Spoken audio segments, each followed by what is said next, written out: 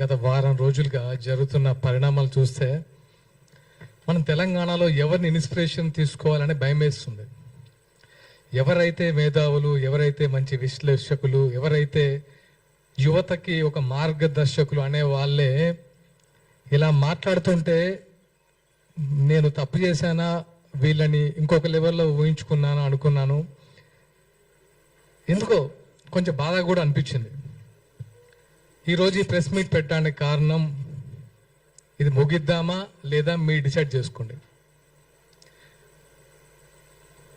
పాషం యాదగిరి గారు, నేను మిమ్మల్ని ఎప్పుడు కలవలేదు, పేరు మాత్రం విన్నాను, చాలా గొప్పగా విన్నాను.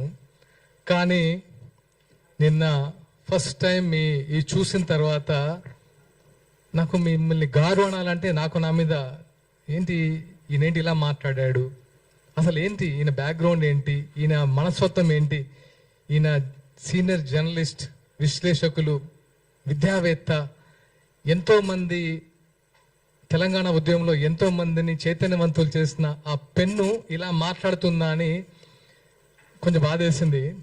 ఆయన మాట్లాడిన మాటలు మీ ఇంట్లో వాళ్ళకి ఒక్కసారి చూపించండి యాదగిరి గారు. మీ ఇంట్లో వాళ్ళు హర్షిస్తారని చెప్పుకుంటే నేను నిజంగా ఒప్పుకుంటాం.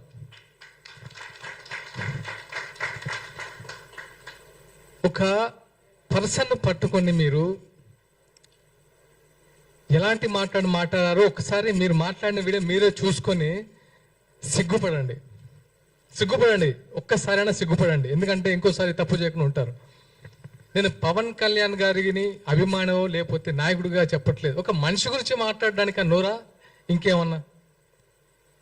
పాషం యాదగిరి గారు, మీకు తెలిసిన మీ మిత్రులు చాలా మంది మీ గురించి గొప్పగా చెప్పేవాళ్ళు. నేను నైట్ నుంచి సర్ప్రైజ్ ఇదా ఆయన గురించి చెప్పింది. సినిమా ఆర్టిస్టులకి సిగ్గు, నీతి, న్యాయం, శీలం అసలు ఏముండదా? ఏమనుకుంటున్నారు మీరు సినిమా ఆర్టిస్ట్ అంటే? ఒక్కొక్కరు జీవితాన్ని పలంగా పెట్టి ఆకలితో పస్తులుండి ఇక్కడ సినిమా ఆర్టిస్టులు అవుతున్నారు. అదే తెలంగాణ వ్యాప్తంగా. వాళ్ళందరికీ మీరు ఇచ్చేది ఇదా? వాళ్ళ సంస్కారం లేదా? నువ్వు యావత్ సినీ లోకానికి క్షమాపణలు చెప్పకపోతే నిజంగా నీకు మనస్సాక్షి లేనట్టే. కనీసం నీ మనస్సాక్షికైనా చెప్పుకో తప్పు చేస్తానని. ఎలాంటి మాటలు మాట్లాడతావు? గోదావరికని, లక్ష్మీపురం, మీరు ఏదైతే లెఫ్ట్ భావజాలం అంటున్నారో, మీరు ఇక్కడ ఆఫీసులో కూర్చొని మేము కమ్యూనిస్టులం అని పేపర్లు రాసుకుంటూ ఉత్తేజపరిచయం అనుకుంటున్నారో, అదే 25 సంవత్సరాల క్రితం లక్ష్మీపురం గుర్తుపెట్టుకుని పేరు విమలక్క గారికి తెలుసు. 20 సంవత్సరాలు జైలు గోడల మధ్య ఫ్యామిలీని, జైలు బయట మేము. అది మా మీరు పెన్నుతో చేశారు, మేము గన్నుతో యుద్ధం చేశాం. తెలుసుకోండి. మీకేంటంటే మీకు మీడియా ఉంది కాబట్టి మీ పేర్లు బయట వినబడతాయి. కానీ అప్పుడు మాకు మీడియా లేదు, మా గురించి రాసేవాళ్ళు లేడు, మాట్లాడేవాళ్ళు లేడు, వచ్చేవాళ్ళు లేడు. కనీసం రాజకీయ నాయకులు, పోలీసు బూట్ల చప్పుళ్ళు 24 గంటలు విని ఉలికిపడలేసే వాళ్ళం. అలాంటి ప్లేస్ నుంచి వచ్చాం. మాకు కొత్త కాదు ఇవన్నీ. మీరు ఏదో గొప్పలు అనుకుంటున్నారు. లెఫ్ట్ అంతకు మించి చేసా. ఒకసారి కావాలంటే కనుక్కోండి. ఓకే, నాకు ప్రచార కార్యదర్శి అనే పదవి మొగలి రేకులు సీరియల్ ద్వారా నేను ఒక మంచి నటున్నాను, నాకు ప్రేమ వచ్చిందని ఇవ్వలేదు పవన్ కళ్యాణ్ గారు. నా బ్యాక్గ్రౌండ్ తెలుసుకొని, నాకున్న కమిట్మెంట్ తెలుసుకొని ఇచ్చాడు. గుర్తుపెట్టుకోండి. ఇక్కడ మేము తెలంగాణ బిడ్డలమే. మీరు మాట్లాడే ముందు ఇక్కడ నుంచి ఇది నేను ఈ రోజుతో ముగిద్దాం అనుకుంటున్నాను. ఎందుకంటే ఈ ప్రెస్ ఇంకెప్పుడు జనాల్లోకి వెళ్తారు బాస్? మీరు ఇంకెప్పుడు ప్రజా సమస్యల మీద మాట్లాడతారు? సిగ్గుందా? రైతుల అకాల వర్షంతో పంట తడిసి గుండెలు బాదుకుంటూ రోడ్ల మీద వచ్చి దాణే వేస్తుంటే ఇక్కడ మీరు ప్రెస్ మీట్లు పెడతారా? వాళ్ళ గురించి ఆలోచించారా? ఈ రోజైనా పవన్ కళ్యాణ్ ఆలోచించాడు. ఈ రోజు కదా, ఆ రోజు కౌలు రైతులకి సొంతమని ఇచ్చాడు. ఆ రోజు ఒక్క డబ్బు నుంచి డబ్బులు తీశాడా?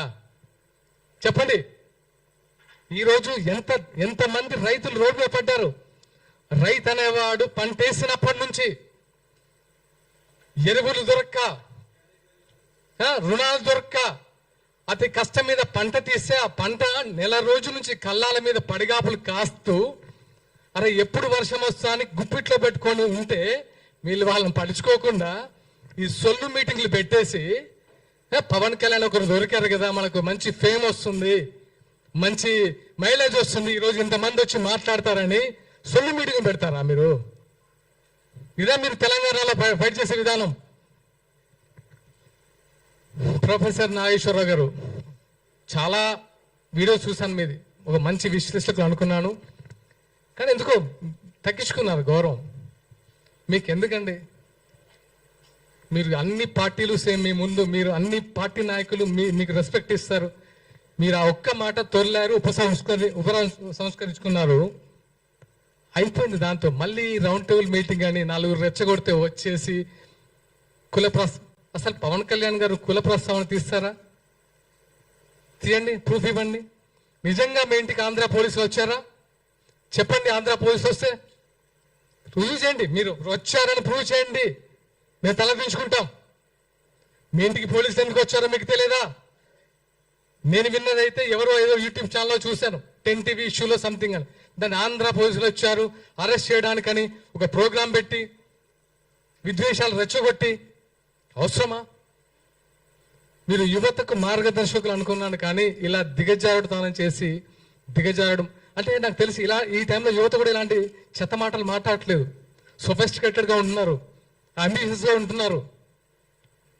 ఏవి నీళ్లు నిధులు జ్ఞాపకాలని 12 సంవత్సరాల తెలంగాణ ఏమైందని ఒకసారి ప్రశ్నించారా? విగ్రహాలు పెడుతున్నారు, ఎన్టీఆర్ విగ్రహం పెడుతున్నారని గొడవ చేస్తున్నారు కదా. టీఆర్ఎస్ హయాంలో చాలా విగ్రహాలు పెట్టారు కదా, అప్పుడు ఎందుకు ప్రశ్నించలేదు? అప్పుడు ఎందుకు నోరు లేవలేదు? అదే స్వయంగా కేటీఆర్ గారి పేరే ఎన్టీఆర్ తారక రామారావు పేరు పెట్టారు, మార్చేస్తారని మార్చారు కదా. ఇది కాదు కదా. సమస్యల మీద ఫైట్ చేయండి. మీరు ఫైట్ చేస్తే మేము వస్తాం, మేము వెనుక ఉంటాం, మీ ముందుగా మేము వెనుకుంటాం. అరే ఫైట్ చేస్తున్నారు వీళ్ళు, వెనుక మనం ఉన్నామని. లెఫ్ట్ భావం ఇది కాదు కదా. లెఫ్ట్ భావాలంటే ఇలా తిట్టడాలా? గుర్తుపెట్టుకోండి, మొన్న మున్సిపల్ ఎన్నికల్లో, ఇది గుర్తుపెట్టుకోండి, మున్సిపల్ ఎన్నికల్లో రాష్ట్ర వ్యాప్తంగా జనసేన పోటీ చేసినప్పుడు అన్నీ తిరిగాను. గోదావరి కాలనీ పరిసర ప్రాంతంలో ఎల్బీ నగర్లో ఒక్క కమ్యూనిస్ట్ గెలిస్తే నా ఫస్ట్ ఫోన్ ఆ కమ్యూనిస్ట్కి ఫోన్ చేశాను. అతని పేరు సూర్య. అది నేను ఎవరికి ఫోన్ చేయలేదు, కాంగ్రెస్, టీఆర్ఎస్, బీజేపీ. ఒక కమ్యూనిస్ట్ పార్టీ గెలిచిన యువకుడు, అరే ఈ టైంలో ఇంత ఉందా, ఇంత అంబిషియస్గా ఫైట్ చేస్తున్నాడు, ఎవరా యువకుడు అని చెప్తే అతని పేరు సూర్య. అతని ఫస్ట్కి వెళ్ళి నేను ఫోన్ చేసి మాట్లాడి నేను అప్రిషియేట్ చేసిన మొదటి వ్యక్తిని. అది నాలో ఉన్న కమ్యూనిస్ట్ రక్తం. మీలో ఉంది కమ్యూనిస్ట్ రక్తం కాదని నా ఫీల్. ఎందుకంటే ఇలా తిట్టొద్దు. ఇలా తిట్టుకుంటూ కొట్టుకుంటూ ఏం సాధిద్దాం తెలంగాణలో? ఏముంది ఇప్పుడు సిచ్యువేషన్? తెలంగాణలో ఏమైనా ఉందా? మిగిలిందా? ఎవరైనా సంతోషంగా ఉన్నారా? యువత సంతోషంగా ఉందా? వాళ్ళ ఉద్యోగాల సిచ్యువేషన్ ఆలోచించారా? మొన్న ఆర్టీసీ కార్మికులు సూసైడ్ చేసుకుంటున్నాయి కదా, వాళ్ళ సంతోషంగా ఉన్నారా? రైతులైతే వాళ్ళ బాధ వర్ణాతీతం. ఎరువులు దొరక్క, పంట చేతికి వచ్చిన తర్వాత నీట మునిగి, రైతు బంధులు లేక, రుణమాఫీ కాక, ఇన్ని సమస్యలు పెట్టుకొని మీకు పన్నీ పాట లేక రౌండ్ టేబుల్ సమావేశాలు పెట్టి ఏం చేశారా మీ జేబులో నుంచి? పవన్ కళ్యాణ్ గారు ఏం చేశారు మీకు తెలియదా? ఈ రోజు కాదు, 2009లో ఎక్కడో ఆదిలాబాద్ తాండాల్లో మంచినీటి సౌకర్యం కల్పించాడు. అప్పుడు మీరేం చేశారు?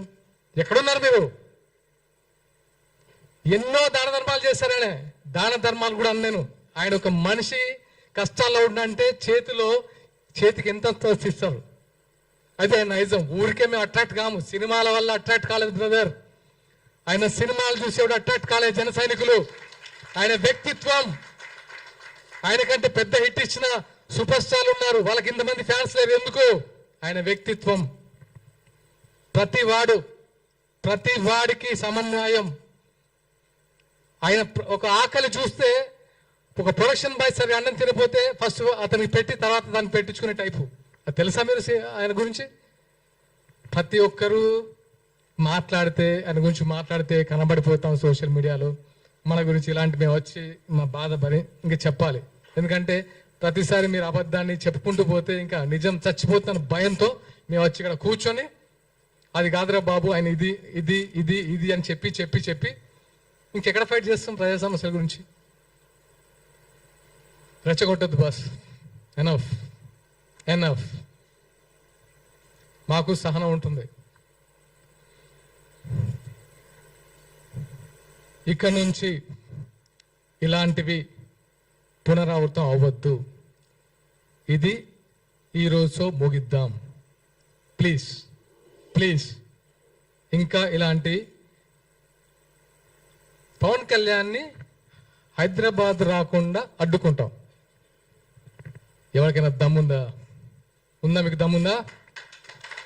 దమ్ముందా చెప్పండి, తెలుసుకుందామా? ఆపగలరా? మీకు రాజ్యాంగ విలువలు తెలుసా? రాజ్యాంగ హక్కులు తెలిసే మాట్లాడుతున్నారా?